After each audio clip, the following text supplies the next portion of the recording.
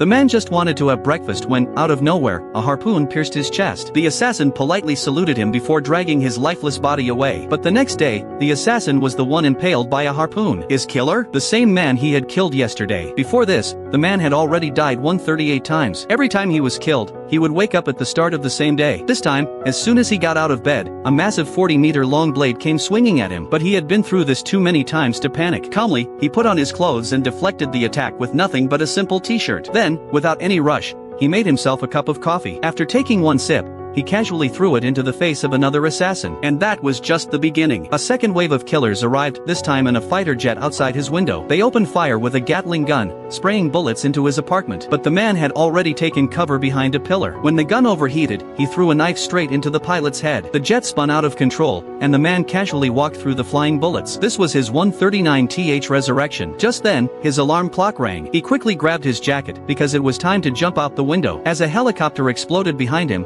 he landed perfectly into a garbage truck. Of course, in his past 22 attempts, he had missed the truck every time. Once, he even got crushed flat by it. But even when he landed safely, there were always more assassins waiting. Like this pair of twin sisters, who had killed him 17 times. Or the bomb expert, who had blown him up twice. Even his so-called long-lost brother had killed him 3 times. Sometimes, he managed to fight back. But in the end, it was always the same result. Especially against Blade Girl. She was so fast that before he even saw her move, his head was already rolling on the floor. No matter what he tried, he could never survive past 12:47 p.m. So, instead of fighting, he decided to spend time with his son. They had the best time ever at an arcade. But as they left, the man noticed something strange. This time, the clock showed 12:50 p.m. He had lived 3 minutes longer than before. Then it hit him, he had been tracked. The only reason he survived longer was because the arcade's basement had no signal. Just as he realized this, the assassin showed up. As expected, he was filled with bullets once again. On his 146th resurrection, he went straight to an old friend. From him, he learned that the best place to implant a tracking device was inside a tooth. That's when he remembered he had gotten a tooth implant a few days ago. Ignoring his friend's protests, he grabbed a tool and prepared to pull out his own tooth, just to see if he was being tracked.